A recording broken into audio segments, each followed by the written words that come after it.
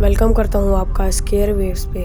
ये मेरा एक यूट्यूब चैनल है और ये मेरे यूट्यूब चैनल की पहली वीडियो है। इस चैनल पर आपको उर्दू और हिंदी में हॉरर स्केरी स्टोरीज सुनने को मिल जाएंगी। तो शुरू करते हैं आज की हॉरर स्टोरी।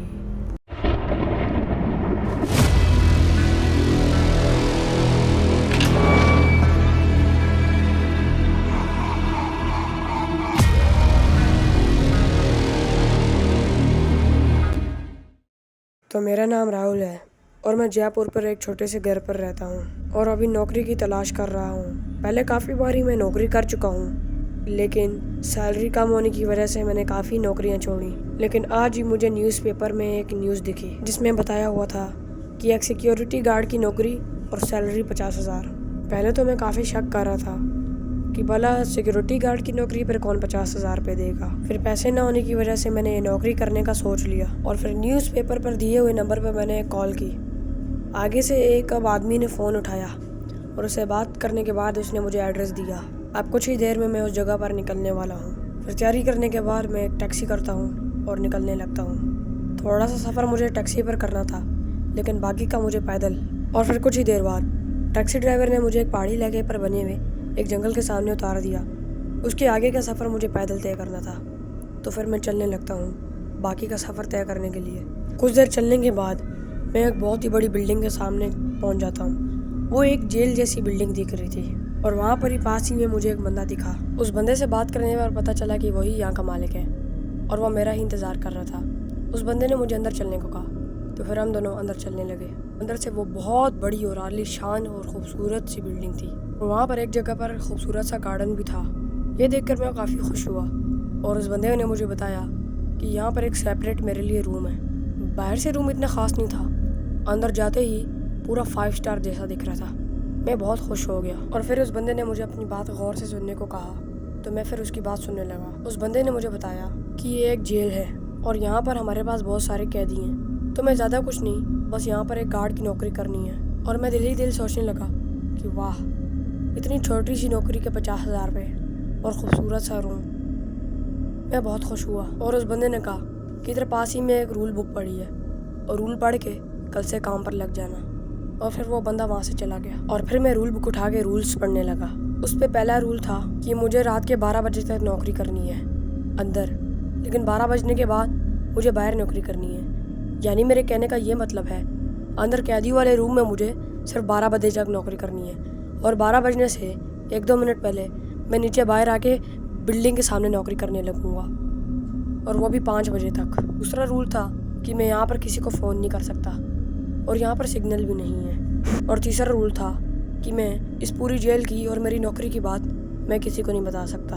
बस ये 3 ही रूल थे और इतने कोई ख़ास भी नहीं थे। तो मैंने कहा मैं इन सब रूल को फॉलो कर लूँगा और काफ़ी खुशी खुशी रह लूँगा और 50,000 रुपये महीना कमा लूँगा।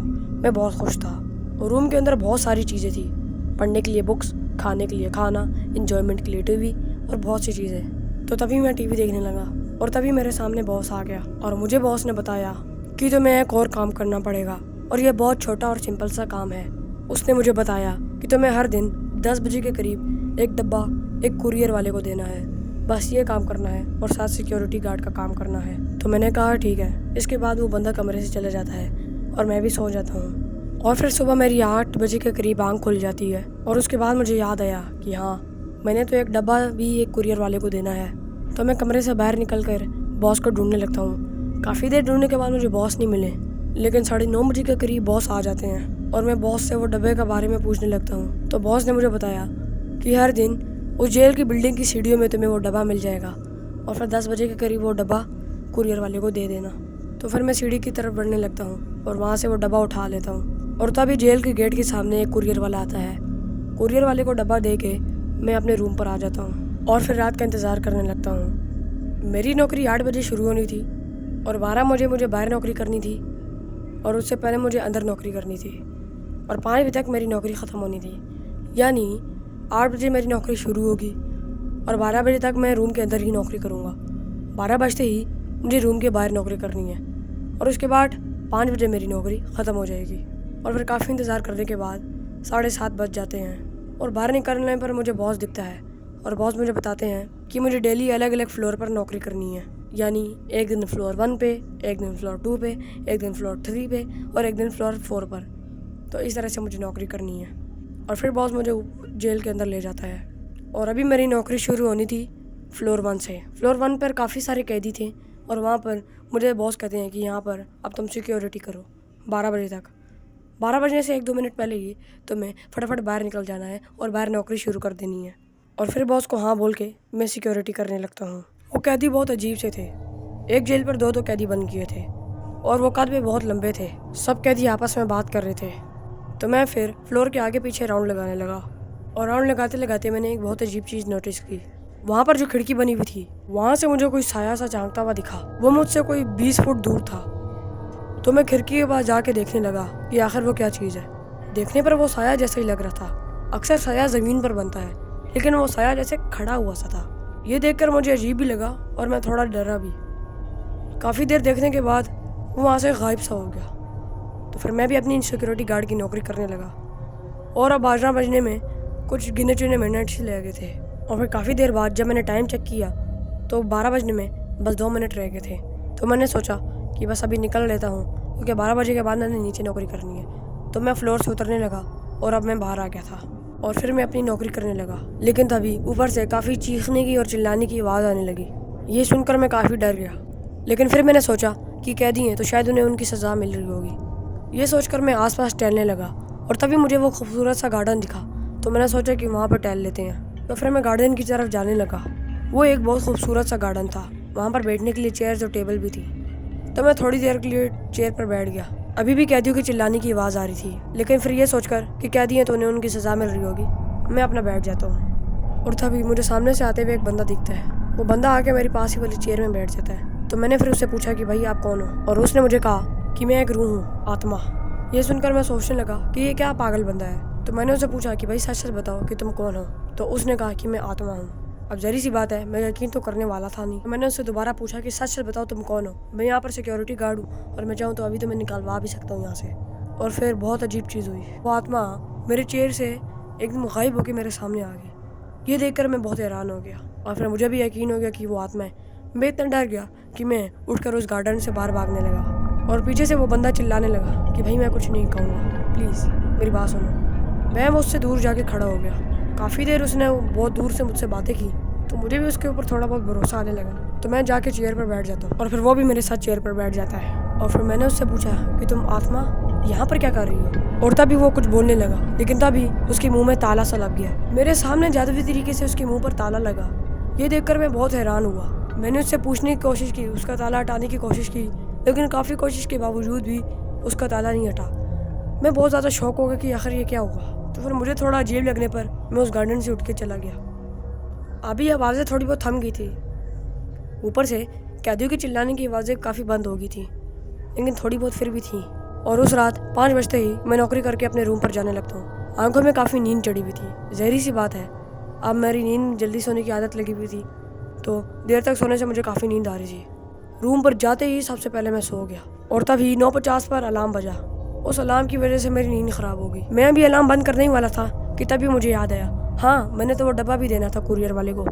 तो मैं उठ के सीढ़ियों की तरफ जाने लगता हूँ और सीढ़ियों से डब्बा उठा के कुरियर वाले को दे दिया और देकर आगे अपने कमरे पर दोबारा सो गया। और रात को 7:30 बजे तक मेरी आँख खुल गई और आँख खुलते ही सबसे मैंने बहुत सारा खाना खाया क्योंकि सुबह से कुछ नहीं खाया था। आते साथ ही मैं सो गया था और खाना खाने के बाद मैं फटाफट से तैयार हो गया। तैयार होते ही मैं दूसरे फ्लोर पर चला गया और दोबारा से अपने सिक्योरिटी गार्ड की नौकरी करने लगा। काफ़ी टाइम गुजर जाने के बाद दोबारा से मैं खिड़की के पास गया और मुझे वही साया दोबारा से दिखने लगा।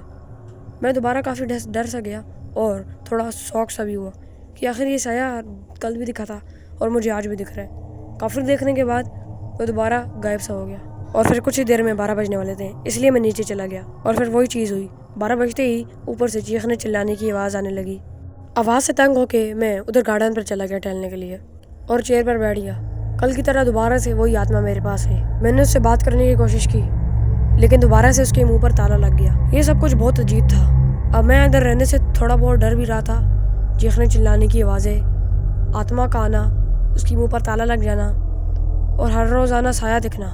अभी मेरा दूसरा ही दिन था लेकिन मैं काफ़ी डर भी रहा था। और फिर 5 बजते ही मैं दोबारा से अपने रूम पर चला गया, सोया, उठा, कुरियर वाले को डब्बा दिया, दोबारा सोया और फिर फाइनली 7:30 बजे उठ गया।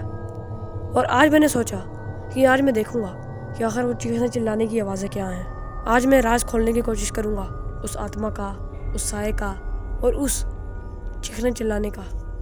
और अब आज की मेरी ड्यूटी थी 3रे फ्लोर पर, तो फिर 3रे फ्लोर पर आते ही मैं अपनी ड्यूटी करने लगा। कल की तरह आज भी मुझे खिड़की पर वो साया दिखा।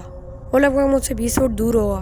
मैंने उसे देखा, काफ़ी देर देखा और फिर उसके बाद वो उसी तरह गायब हो गया। और फिर जैसे ही 12 बजने का कुछ मिनट रह गए, मैं नीचे चला गया और उसी तरह हुआ। 12 बजते ही ऊपर से चीखने चिल्लाने की आवाज़ें आने लगी। तो इस बार मैंने सोचा कि मैं ऊपर जाके देखूंगा। तो फिर मैं सीढ़ियों के ज़रिए छुप छुप के ऊपर चढ़ने लगा। वहाँ पर अब सीढ़ी से थोड़ी बहुत जगह बनी थी जहाँ से देखा जा सकता था, लेकिन वहाँ से मुझे देखना थोड़ा बहुत मुश्किल था। तो मैं उस जगह के पास पहुँचा और उस 3रे फ्लोर से देखने लगा।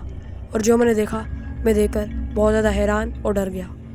मैंने देखा वो जो कैदी थे वो एक बहुत ख़तरनाक भूत पे बदल गए थे, जैसे कि पिशाच, छलावा और भी काफ़ी भूत। वहाँ पे अलग अलग तरह के भूत थे और वो जो चीखने चिल्लाने की आवाज़ें थी वो इंसानों की थी। हाँ, वहाँ पर इंसान थे और वो पिशाच और छलावे वहाँ पर इंसान को मार रहे थे। ये देखकर मैं काफ़ी डर गया और नीचे आ गया। मैं अभी भागने वाला था, लेकिन तभी मैंने सोचा कि मैं ऐसा एक्टिंग करता हूँ कि मुझे कुछ पता ही नहीं चला। कुछ दिन और रुकता हूँ और राज खोलने की कोशिश करता हूँ। और मैंने ये भी सोचा कि आखिर उस डब्बे में क्या है, मैं खोल कर चेक करूँगा। फिर 5 बजते ही मैं सो गया और फिर 9:50 पे अलार्म बजते ही मैं उठ गया। उठ के मैं सीढ़ियों की तरफ गया और वहाँ पर ही छुपके से बैठ गया और डब्बे को खोलने लगा। और खोल कर जो मैंने देखा, मैं सुन पड़ गया। मैंने देखा वहाँ पर इंसानी गोश्त था। ये देखकर मैं बहुत ज़्यादा डर गया। मैंने उस डब्बे को दोबारा उसी तरह बंद किया और उस कुरियर वाले को लेकर जाके दे दिया। लेकिन इस बार मैंने उससे पूछा कि आखिर इस डब्बे में क्या है। उसने कहा, तुम्हें इससे क्या मतलब, तुम अपना काम करो। तो ये सुनकर मैं आ गया और दोबारा सोने ही वाला था, लेकिन मैंने सोचा कि आज मैं सोता नहीं हूँ, आज मैं चेक करता हूँ कि आखिर यहाँ पर हो क्या रहा है। और मैं चुपके से ऊपर वाले फ्लोर पर गया। ऊपर वाले फ्लोर पर जाते ही मुझे इंसानी गोश्त के अलावा कुछ नहीं दिखा। हाँ, मुझे वो प्रेत, पिशाच और छलावे नहीं दिखे। तो मैंने सोचा उनको किसी अंधेरे वाले रूम पर बंद कर दिया होगा, क्योंकि फ़िलहाल तो सुबह है ना, इसलिए। और तभी मुझे वहाँ पर बात करने की आवाज़ें आने लगी 5th फ्लोर से। तो मैंने सोचा क्यों ना कि ऊपर जाके देखूँ। मैं आहिस्ता आहिस्ता सीढ़ियाँ चढ़ते गया। अब खुशकिस्मती से वहाँ पर भी एक ऐसी जगह बनी थी जहाँ से मैं देख सकता था। तो मैंने वहाँ से छुप के देखा और बॉस की बात सुनने की कोशिश की। बॉस वहाँ पर एक बंदे के साथ बात कर रहे थे और जब मैंने उनकी पूरी बात सुनी, मैं हैरान रह गया। बॉस मुझे मेरे 7वें दिन पर मुझे मारने की बात कर रहा था और आगे से वो बंदा बोला कि हमें ज़्यादा से ज़्यादा उस ब्रह्म राक्षस को कुरियर के ज़रिए गोश्त भिजवाना पड़ेगा, ताकि वो गोश्त खाए और इतना ताकतवर बन जाए कि एक दिन हम इस पूरी दुनिया पे कब्जा कर लें। ये बात सुनकर मुझे सारी कहानी समझ आ गई थी कि ये बॉस जो कैदियों को बंद कर रहा है वो कैदी नहीं, एक पिशाच और छलावे हैं। और इस बॉस का मकसद है कि इस पिशाच और छलावों की मदद से इंसानों को मारना और एक ब्रह्म राक्षस को बहुत सारा गोश्त खिलवा कर उसे बड़ा करना, ताकि वो जल्द से जल्द दुनिया को तबाह कर सके। और अब मुझे ये भी पता चल गया था कि अगले कुछ दिनों में मेरी मौत है। तो मैंने अब यहाँ से भागने की तैयारी करने लगा। तो मैंने सोचा कि मैं रात के 12 बजे यहाँ से भागूंगा। हाँ, उसी टाइम पे जिस टाइम पे मेरी ड्यूटी बाहर लग जाएगी। तो फिर अपनी नौकरी करके और कुरियर देकर मैं इंतज़ार करने लगा। तो फिर मैं आज रात का इंतज़ार करने लगा और रात होते ही मुझे 4th फ्लोर पर जाना पड़ा। मैं अपनी 4th फ्लोर पर नौकरी निभा रहा था। मैं अब काफ़ी डरा हुआ था। साया दिखा, देखता रहा, गायब हो गया। उसके गायब होते ही मैं इंतज़ार करने लगा कि कब 12 बजेंगे थे। और काफ़ी देर बाद कुछ मिनट्स ही रह गए थे 12 बजने में। तो मैं फटाफट से नीचे चला गया और नीचे जाते ही मैं थोड़ा इंतज़ार करने लगा। अब वहाँ से मैं डायरेक्टली भाग नहीं सकता था, मुझे ऊपर से दीवार टाप के भागना था या फिर गेट टाप कर। तो मैं छुपते छुपाते उस गेट के पास गया और काफ़ी कोशिश करने के बाद भी मैं उसे टाप नहीं पाया। और तभी मैंने टाप दिया, लेकिन मेरी गलती से चीख निकल गई एक पत्थर पे गिरने की वजह से। मेरी चीख सुनते ही वहाँ से बॉस निकल आया। बॉस को देखते ही मैं भागने लगा। मैं भाग के गिर गया और पीछे से बॉस ने दरवाज़ा खोल के मुझे पकड़ लिया। मैंने किसी तरह बॉस को गिराया और वहाँ पर एक जगह पर छुप गया। उस जंगल में गहरे सन्नाटे पर मैं छुपा हुआ था। काफ़ी देर बॉस ने मुझे ढूंढा, लेकिन मैं नहीं मिला। इस वजह से बॉस वहाँ से चला गया। और मैं छुपते छुपाते उस पहाड़ी रास्ते से पूरी रात सफ़र करके जयपुर पहुंच गया। जयपुर पहुंचते ही मैं अपने उस पुराने घर पर चला गया और अब मुझे उस बंदे का मकसद पता चल गया। वो एक ब्रह्म राक्षस को बड़ा कर रहा है इंसानों का गोश्त खिलाकर, ताकि वो मेरे साथ साथ इस पूरी दुनिया को तबाह कर सके। लेकिन मैं ऐसा होने नहीं दूंगा। कुछ दिनों तक मैंने ये बात अपने काफ़ी दोस्तों के साथ की, लेकिन उनमें से कोई भी नहीं माना। उनमें से किसी ने भी मेरी बात पर यकीन नहीं किया। तो फिर मैंने सोचा कि क्यों ना क्यों ये बात एक तांत्रिक से की जाए। तो फिर मैंने अपने कुछ दिन और ज़ाया कर दिए एक अच्छे से तांत्रिक को ढूंढने में, और फाइनली मुझे एक अच्छा सा तांत्रिक मिल ही गया। शुरू में उस तांत्रिक ने भी मेरी बात पर यकीन नहीं किया, लेकिन काफ़ी कहने के बाद उसने मेरी बात पर यकीन कर ही लिया। उस तांत्रिक के पास एक प्लान था। उस तांत्रिक ने बताया कि इस दुनिया में 2 ताकतें हैं, एक अच्छी ताकतें और एक बुरी ताकतें हैं, और जो ताकत ब्रह्म राक्षस के पास है वो बुरी ताकतें हैं, और हमें उसका मुकाबला अच्छी ताकतों के ज़रिए करना होगा। इस बात पे मैंने पूछा कैसे, आखिर मैं कैसे उस अच्छी ताकतों को हासिल कर सकता हूँ। तो मुझे तांत्रिक ने कहा कि मैं तुम्हें सिखाऊंगा अच्छी ताकतें। तो फिर वो तांत्रिक मुझे ताकतें सिखाने में लग गया, जैसे कि ब्रह्म राक्षस का मुकाबला कैसे करना है, उसको चकमा कैसे देना है, उससे बचना कैसे है, और भी काफ़ी ताकतें। अब वो तांत्रिक एक गाँव ढूंढने लग गया था और उसे एक गाँव मिल भी गया। अब आखिर वो गाँव क्यों ढूंढ रहा था? क्योंकि उसका कहना था कि जब ब्रह्म राक्षस इस दुनिया पर कब्जा करने के लिए आएगा तो हम उस गांव में रहेंगे, क्योंकि उस गांव में वो ब्रह्म राक्षस नहीं आ सकता। तो हम फ़ायदा उठा सकते हैं और उसे नुकसान पहुंचा सकते हैं। और मुझे उसने ये भी बताया कि ब्रह्म राक्षस को मारने का एक तरीका भी है।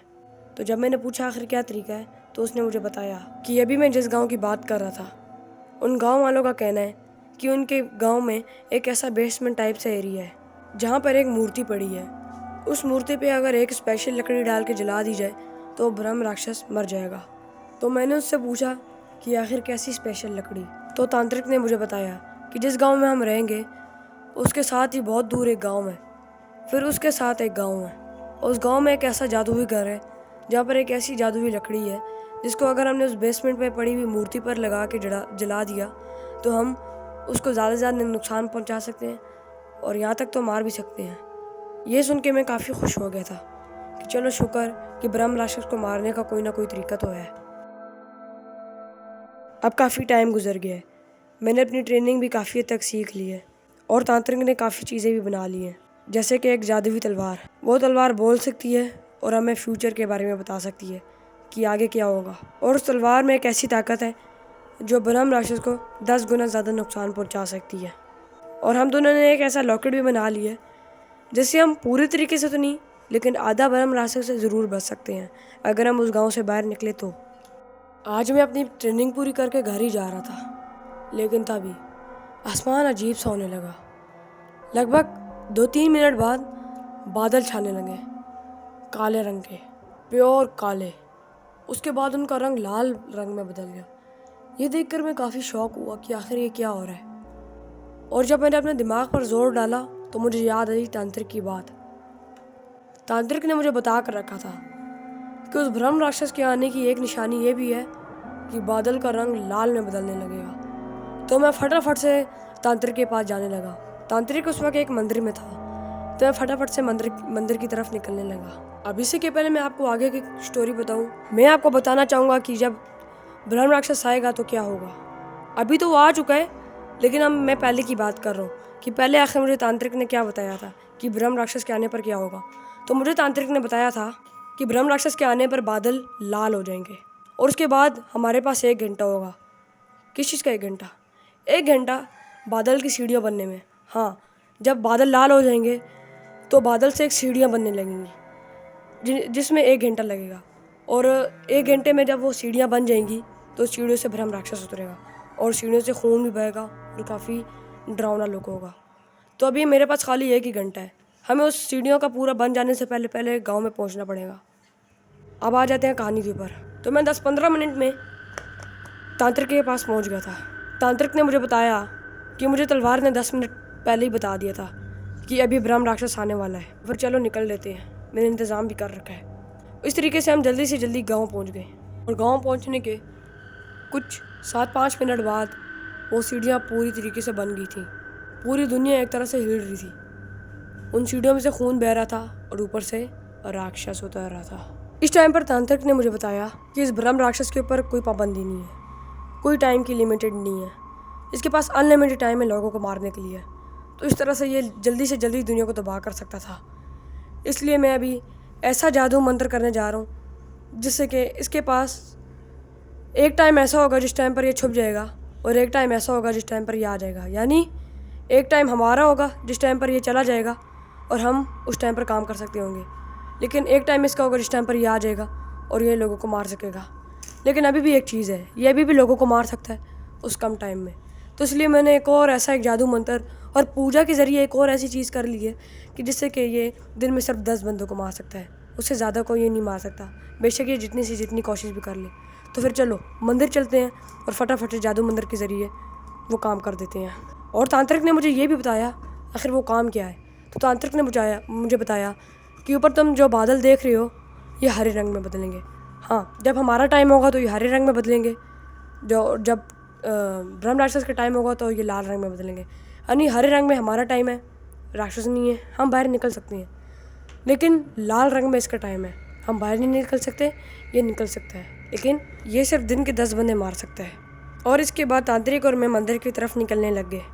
मंदिर पहुंचते ही तांत्रिक अपना मंत्र वगैरह पढ़ने लगा और वहाँ पर कुछ हवाएं चलने लगी और कुछ जादुई चीज़ें होने लगी।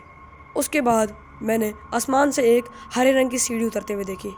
इस टाइम पर मुझे तांत्रिक ने कहा कि मैं चाह रहा हूँ बादल में एक ऐसी चीज़ करने, एक ऐसा मंत्र पढ़ने जिससे हमारा टाइम भी बादलों में सेट हो जाए ताकि हम भी बाहर निकल सकें।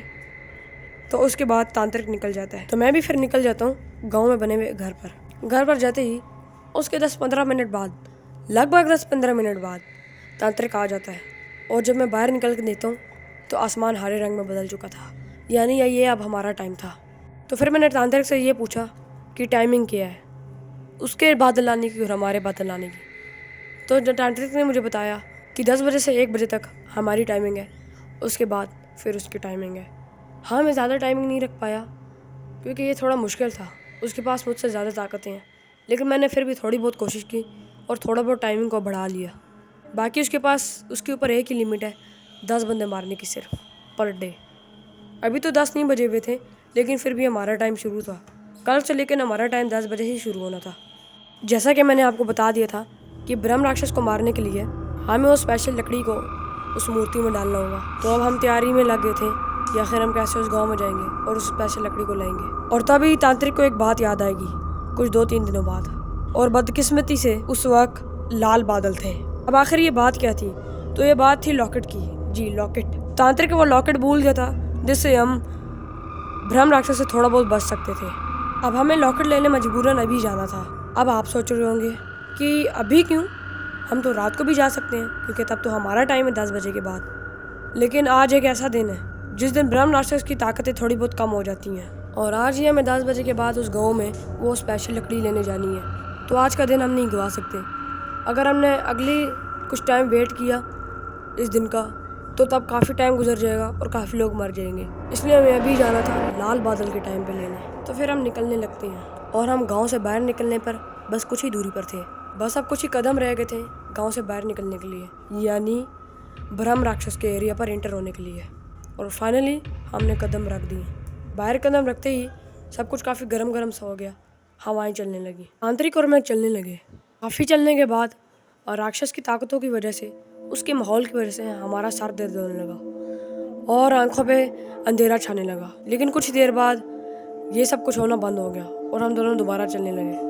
लेकिन इसमें एक चीज़ हुई, तांत्रिक और राहुल अलग अलग हो गए। और अब तांत्रिक के पास नकली राहुल था और राहुल के पास नकली तांत्रिक था। अब वो नकली तांत्रिक और नकली राहुल कौन था? वो छलावे थे। अगर आपको छलावों के बारे में नहीं पता तो मैं बता दूं, छलावा एक ऐसा भूत होता है जो कि किसी भी चीज़ का रूप ले सकता है, चाहे वो इंसान हो, जानवर हो या कोई भी चीज़ हो। लेकिन तांत्रिक को ये बात पता चल जाती है कि मेरे पास नकली छलावा है, क्योंकि अब ज़हरी सी बात है, तांत्रिक के पास तो ताकतें थी। तो वो सोचता है कि ये तांत्रिक इस छलावे को लेकर जाएगा मंदिर के पास और वहाँ पर इसको मार देगा। तांत्रिक चलता है। छलावा आप पीछे से ये समझता है कि ये तांत्रिक कहीं तो जा रहा है और वहाँ पर जाकर मैं इसे फंसा के मरवा दूंगा। लेकिन ऐसा नहीं है, तांत्रिक को पता था कि हाँ मेरे साथ छला हुआ है। अब तांत्रिक उसे लेकर जाता है और मंदिर के सामने पहुंच जाता है। मंदिर के सामने पहुंचते ही वो कुछ ऐसे मंत्र वगैरह पढ़ता है जैसे कि छलावा इधर ही गिर जाता है और गिरते ही उसको अपनी जादुई तलवार से मार देता है। अब तांत्रिक सोचता है कि अभी राहुल और नकली तांत्रिक आएंगे सामने से, तो मैं छुप जाता हूँ और मैं राहुल को बता दूंगा कि फटाफट से मंदिर के अंदर आ जाए। काफ़ी देर छुप के इंतज़ार करने के बाद सामने से नकली तांत्रिक और राहुल आने लगते हैं। असली तांत्रिक राहुल को आवाज़ मारता है, राहुल। वो नकली तांत्रिक है। राहुल ये बात सुन के आगे भागने लगता है, लेकिन पीछे से छलावा उसके टांग पकड़ के उसे गिरा देता है। तांत्रिक आता है और उस छलावे को भी मंत्र वगैरह पढ़ के मार देता है। लेकिन तभी सामने से ब्रह्म राक्षस आ जाता है। ये देखकर वो दोनों काफ़ी डर जाते हैं। तांत्रिक राहुल को कहता है कि तुम अपना लॉकेट लो और यहाँ से निकलो, मैं इसको संभाल लूँगा। लेकिन राहुल उसकी एक बात नहीं सुनता, क्योंकि वो नहीं चाहता था कि वो अपने एक अच्छे से दोस्त को, एक तरह से तांत्रिक उसका दोस्त था, तो वो ये नहीं चाहता था कि मैं अपने एक अच्छे से दोस्त को खो दूँ। तो दोनों साथ मिलकर लड़ते हैं। अब जो तांत्रिक था उसने तलवार कुछ इस तरह से मारी थी कि सीधा उसके टांग पर जाकर लगी और उसका बैलेंस बिगड़ गया और वो नीचे गिर गया। फ़ायदा उठाते हुए दोनों भागे, लेकिन पीछे उसने दोबारा पकड़ लिया। अभी वो कुछ करता राहुल को कि तभी उसने दोबारा तलवार मारी, लेकिन ये मिस होगी। लेकिन उस वजह से ब्रह्म राक्षस का ध्यान तांत्रिक पर चला गया। इस चीज़ का फ़ायदा उठाते हुए राहुल भागने लगा, लेकिन राहुल तो भाग गया, अब पीछे तांत्रिक था। लेकिन राहुल ने सोचा, ना, मैं अपने दोस्त को छोड़ के नहीं जा सकता। राहुल भी पीछे से आ गया। अब दोनों लड़ने लगे थे। एक तरफ से राहुल ने कहा कि मैं इस ब्रह्म राक्षस को उलझा के रखता हूँ, तुम इसको पीछे से वार करो। फिर राहुल उसको अपने पीछे उलझाने लग गया।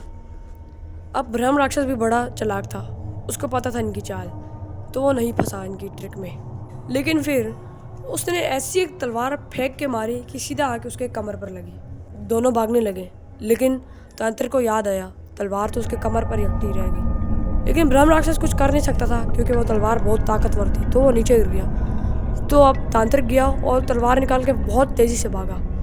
पीछे से ब्रह्म राक्षस भी उठा, थोड़ा तैयार हुआ, भागा। वो उनको पकड़ने वाला था, लेकिन फाइनली उनने गाँव में कदम रख लिया। और अब 1 घंटा रह गया था गाँव का सफ़र करने के लिए। तो इस 1 घंटे में उन दोनों ने तैयारी वगैरह की और अब बस कुछ मिनट्स रह गए थे। ये मिनट्स गुजर जाने के बाद बादल हरे में बदल गए थे। हरे में बदलते ही वो दोनों दूसरे गांव की तरफ निकल गए। काफ़ी पहाड़ी रास्ता सफ़र तय करने के बाद और काफ़ी थकान के बाद वो दूसरे गांव पहुंच गए। अब वो दूसरे गांव को क्रॉस करके तीसरे गांव में जाने वाले थे, तभी गांव वाले बोला, नहीं, हम तुम लोगों को तीसरे गांव में नहीं जाने देंगे। तो राहुल ने पूछा क्यों। गाँव ने बताया कि तीसरे गाँव से हर रात यहाँ पर भूत प्रेत आते हैं और वो हमें काफ़ी तंग करते हैं, तो सबसे पहले हमें भूत प्रेत से छुटकारा दो, फिर तुम लोगों को जाने की इजाज़त देंगे। वहाँ पर तांत्रिक ने कुछ मंत्र वगैरह किए और उनको छुटकारा दे दिया और अब वो तीसरे गांव की तरफ बढ़ने लग गए। अब वो जो स्पेशल लकड़ी थी वो एक घर में थी। अब वो जब उस घर के सामने पहुँचे तो वो घर बहुत अजीब सा था, जैसे लकड़ी का बना हुआ घर हो। तो उन्होंने वो दरवाज़ा खोला और उस घर के अंदर चले गए और आसपास से आवाज़ें आने लगी, जैसे दीवार आवाज़ें कर रही हो और घर हिलने सा लगा। उन लोगों ने लकड़ी उठाई और सिर्फ 1 सेकंड भी अगर वो लेट होते तो मर जाते। कैसे, मैं बताता हूँ। लकड़ी उठा के उनने जैसे ही कदम बाहर रखा तब ये पूरा घर गिर गया। अगर वो थोड़ा और लेट करते तो पूरा घर उनके ऊपर गिर जाता। वहाँ से लकड़ी उठाने के बाद वो लोग चले गए वहाँ से। लेकिन एक मसला आ गया। अपने गांव की तरफ आते हुए हरे बादल लाल बादल में बदल चुके थे और तभी हमारे सामने ब्रह्म राक्षस भी आ जाता है। हम दोनों और उसके बीच में बहुत मुकाबला हुआ, लेकिन वो हमें किसी तरह पकड़ लेता है और अब हमें वो घसीट के कहीं तो लेकर जा रहा था। फिर तभी मेरे कान में चुपके से मुझे एक तांत्रिक बोलता है कि मैं फटाफट से मंत्र पढ़ रहा हूँ और जैसे ही मैं मंत्र पढ़ लूँ तुमने इसको एक किक मारनी है। तो मैंने सोचा कि मैं लात कैसे मारूंगा, भला मेरी लातें तो उसने पकड़ी हुई है। तो उसने कहा कि मंत्र पढ़ते ही उसके हाथ की ताकत थोड़ी बहुत ख़त्म हो जाएगी, क्योंकि आज वैसे भी एक ऐसा दिन है जिस दिन उसकी ताकतें कमज़ोर हो जाती हैं। उस मोमेंट पर तुमने उसको लात मारनी है और फिर भाग जाएंगे हम दोनों। तो फिर तांत्रिक के मंत्र पढ़ते ही मैंने उसे एक किक मारी और किक मारते हम दोनों भागने लगे और खुशकिस्मती से हम गाँव के अंदर आ गए। हम फटाफट से भाग के बेसमेंट में जाने लगे। बेसमेंट में पहुंचते ही फटाफट से उस मूर्ति का एक ढक्कन सा एरिया था, उसको खोलते ही फटाफट से मैंने उसमें लकड़ी डाली और उसके नीचे आग लगा दी। अभी आग लगी थी कि मुझे तांत्रिक ने एक नई बात बताई। तांत्रिक ने मुझे बताया कि ब्रह्म राक्षस इस तरीके से मरेगा नहीं, उल्टा ब्रह्म राक्षस और उसकी सारी फौज इधर आ जाएगी। तो मैंने उसकी तरफ देखते हुए कहा, यानी तुम भी मिले हुए हो? तो तांत्रिक ने मुझे कहा, नहीं, मैं मिला हुआ नहीं हूँ। अब मेरी बात गौर से सुनो। तांत्रिक ने मुझे बताया कि मैं उसकी पूरी फौज को इसलिए इधर बुलाऊंगा क्योंकि अगर हम उन्हें एक एक करके मारेंगे तो वो कहीं ना कहीं छुप जाएंगे और इन्हें मारना बहुत मुश्किल होगा। तो एक ही बारी में उन सबको इधर बुलाते हैं और एक ही बारी में सबको मार देते हैं। तो मैंने बदले में पूछा कि हम कैसे मारेंगे, वो बहुत ताकतवर है और बहुत ज़्यादा है। तो तांत्रिक ने मुझे कहा कि तुम अभी नहीं जानते अच्छी ताकतों की पावर। ये अच्छी ताकतें पाने में मुझे पूरे 10 साल लगे और इस पूरे 10 साल के एक्सपीरियंस में मैं इस ब्रह्म राक्षस को इस जैसे मैं इतने सारे ब्रह्म राक्षस को निपटा लूँ। तो ये तो मेरे सामने इतनी सी चीज़ है। और अब लकड़ी पूरी तरीके से जल चुकी थी।